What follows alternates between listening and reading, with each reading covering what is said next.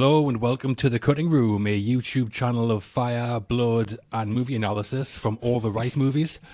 I'm John, and with me today it's our very own war boys, Matt. Hello. And Westy. Hello. Shiny and chrome. Have you calmed down yet, Matt? I'm still baffled. I'm calmer, but I'm baffled.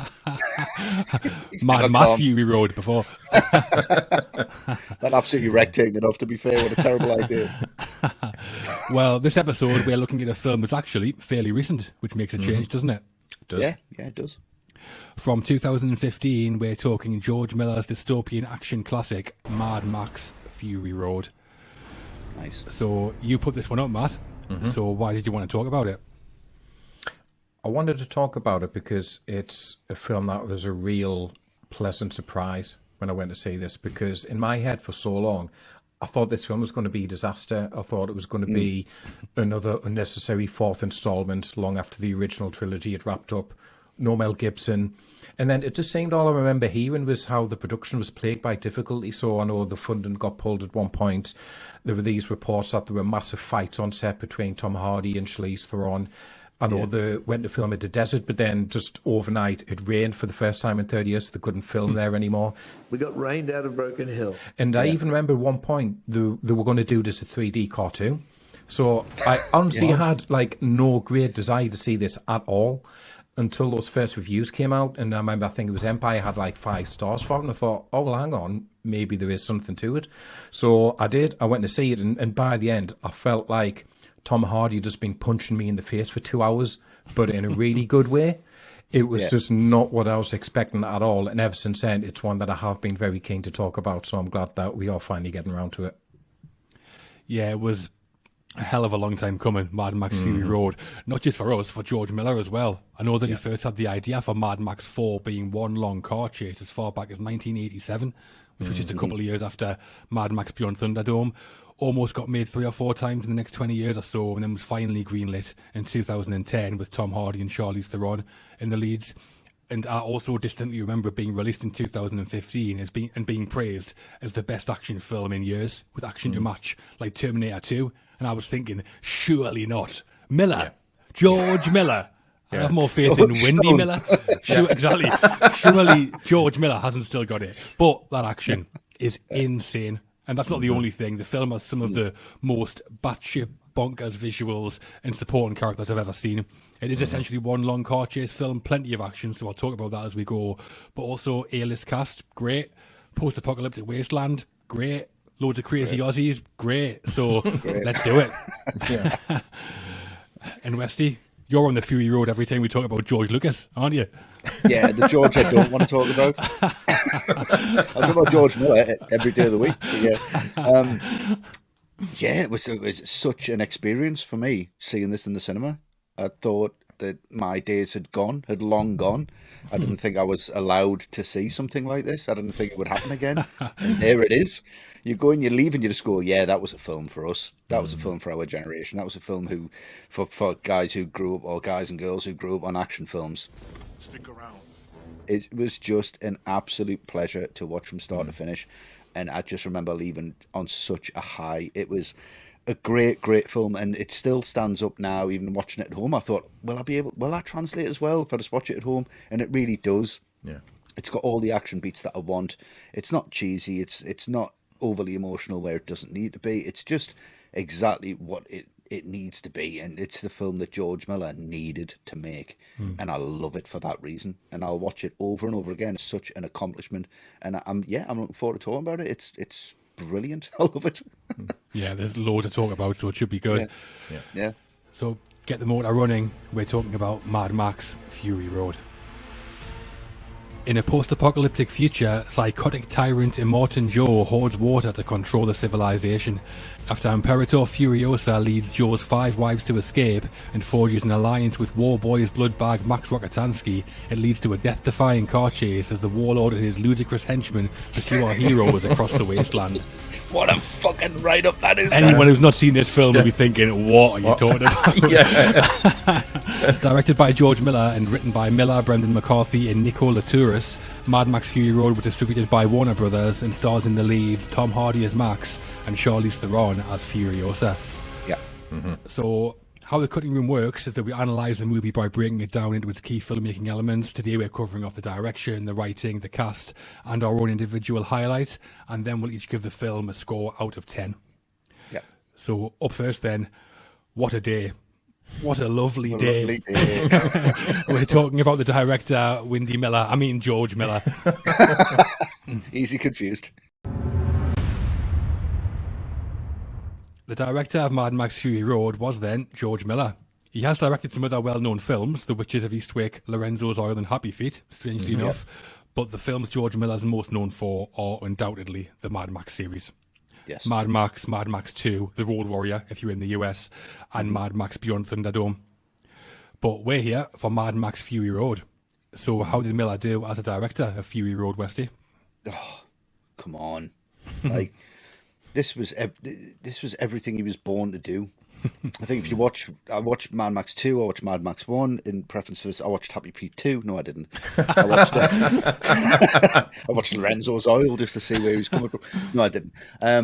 It's just, you can tell this is all in his head. Yeah. And it's such an accomplished film from a director's point of view to, I'm sure we'll get into it when we talk about the cast, but they didn't even know what was going on. It's scary.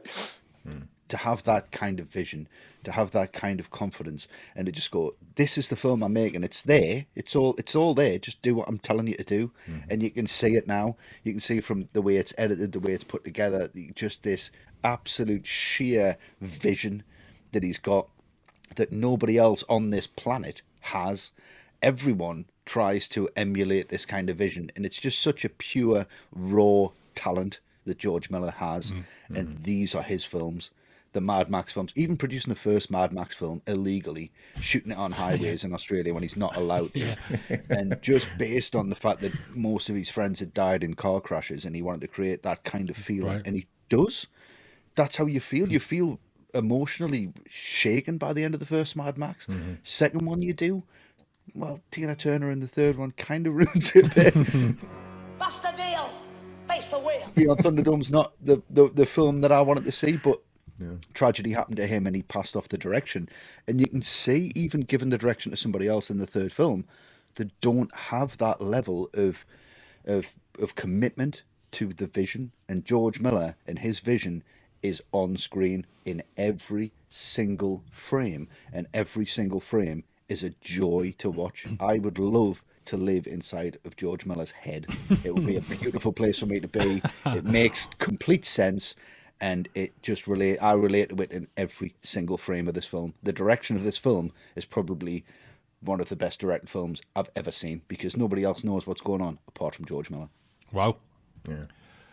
Well, I mean, before Fury Road, George Miller's previous 3 films had been Babe, Pig in the City, the sequel to Babe, Happy Feet, Happy Feet 2. Yeah. And they were all released across 17 years. So, I mean, he hardly had his hand in to handle an intense action movie.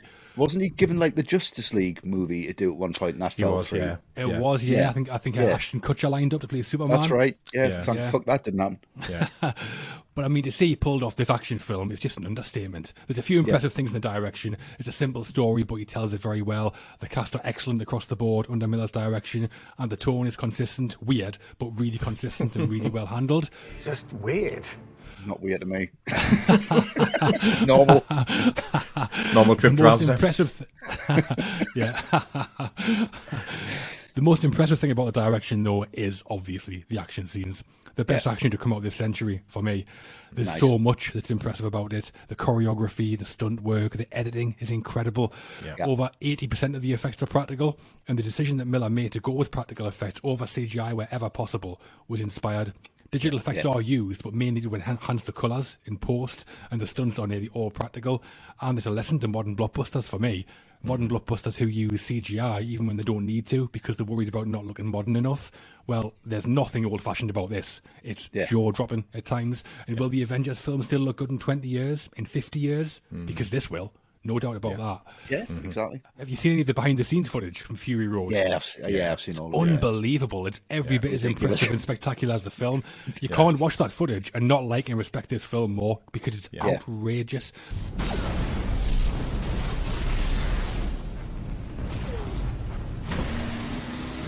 I know that Miller had 150 cars hand-built, especially for the film, and then destroyed 135 of them. Can you stand there like a machine? You got a machine gun? Yeah. Flew them to 3 different countries Yeah. because of the problems. All of them. Yeah, no. Australia, go over. Yeah, something else. Yeah, fine. Namibia is where the most of the desert Namibia, seems to be. Oh, you see all them 150 cars? Got to get them Namibia. Really? Yes, man. Get it done. And one of the things I love about the action is how it's essentially a 2-hour-long car chase, but Miller mixes it up, and every action sequence brings us new things. So we have driving through sandstorms, motorbikes leaping over the war rig, snipers and shootouts, fistfights. He's got it all covered. I mean, it is literally a masterclass in action movie filmmaking. Yeah. The best action film this century, and right up there with Die Hard, The Matrix, Terminator 2, Aliens is the best action film ever for me. Like, genuinely awe-inspiring work from George Miller, I think. Totally agree. And Matt, what about you? Yeah, if you didn't know who he was... It's all right. Yeah, it's all right. Yeah, it's canny, I suppose, isn't it? It's not The Rock, is it? Nothing is. Thank God. I cannot give that order! I am not going to repeat that order! I will not give that order! What the hell is wrong with you, man? I will not give that order! I am not going to repeat that order! I will not give that order! What the hell is wrong with you, man? You know goddamn well I can't give that order. If you didn't know who he was, though, and you just watched this film, I swear you would think this is directed by some guy in his 30s, probably on speed for the whole shoot, or like some bombastic egomaniac like James Cameron or Michael Bay. But it's not. Yeah. It's done by a guy who's in his 70s. You know, by all accounts, he's just an incredibly gentle soul, and he puts this on screen. Lovely man. He is. He's a lovely man. But it's that word that Westy said for me that stands out. It's vision, because it's an easy word to throw out when we talk about directors, but this is truly what a vision looks like, from the fact that this is his world. He built it up and he knows it better than anyone. So everything we see in this film has a purpose. He went to the production team and he said to them, everything you make has to have more than one purpose in this world. You can't build anything just because it looks good. It has to have a reason to be there. And it was all repurposed from junk. They weren't allowed to buy anything specific on you. They had to salvage it from wrecked cars and stuff that people had thrown away, because that's what this world was going to look like. And that's why it's so impressive. That's why it's so real, as well as that, like you say, John, that incredible stunt work and action. No CGI. I mean, the most the CGI was used for was to like digitally erase like the safety harnesses and to digitally erase Charlize Theron's arms, so it could look like she only had like, you know, one arm basically. And the day for night sequences as well, that was pretty much it. Yeah. Because all the night sequences were shot during the day just to save money. Yeah. Which is amazing. Yeah, that as well. And everything else is physically there. It's physically happening, because that's how Miller envisaged this film. And the thing is, like, safety harnesses will only protect people so far, and that's what gives this film such an edge. It's like, that person who like looks like their head is like 2 inches from cracking off the floor. That's literally like 2 inches from cracking off the floor. It's the guy who's diving down at that car with the 2 explosives. Yeah, He's called like, the spikes. "It's me," Yeah. and he jumps off and you're just like, honestly, do you fancy doing that? No, not even with a harness on. Not even. I don't even want to think about doing that. That's ridiculous. And there's this great quote from Steven Soderbergh after he watched it. He said, I don't understand how they're not still shooting that film, and I don't understand how hundreds of people aren't dead. You know, and I think, you know, that's all you need to know about this. And like Wesley said, there were issues with the actors because they didn't get it, and they wanted more direction from Miller, which they didn't really get. But there's a story that when they showed it at Cannes, the film festival, Tom Hardy got up on stage, and instead of making a speech, he just apologised to George Miller. There was no way that George could have explained what he could see and what I saw, which is a relentless barrage of complexities simplified. I mean, I knew he was brilliant, but I didn't quite know how brilliant until I saw that. That's my first reaction was, oh my God, I owe George an apology for being so myopic. In Cannes as well, Robert Rodriguez stood up and said to George Miller, how the fuck did you film that? Yeah. How did you do that? Yeah. It's Robert Rodriguez who makes everything out of nothing. Yeah. And he's still baffled by it. You need somebody with this, you know, this vision, like I've said, to just deliver this, and it's incredible. Yeah, he was clearly inspired making the film because, as well as Tom Hardy apologising afterwards, Charlize Theron said something similar, and she said that when they were on set, she usually had no idea what she was actually filming from one moment to the next. And at one point, you thought Miller didn't have a clue what he was actually doing. Yeah. And then she said when she saw the actual film, she could not believe her eyes. Yeah. that it all even made sense, never mind how good it was. Yeah. Imagine that. Imagine how good that feels being George Miller, where you just sit there really quiet, just like... There you go. That's what I want to do. And everyone's like, I'm sorry. Yeah. Amazing. I have to apologise to you. Well, as for Mad Max, though, George Miller as a director did a fantastic job.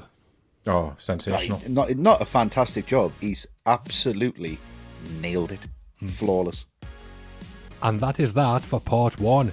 Please come back for part 2, though, where we have more big opinions, laughs, and the making of story behind Mad Max Fury Road.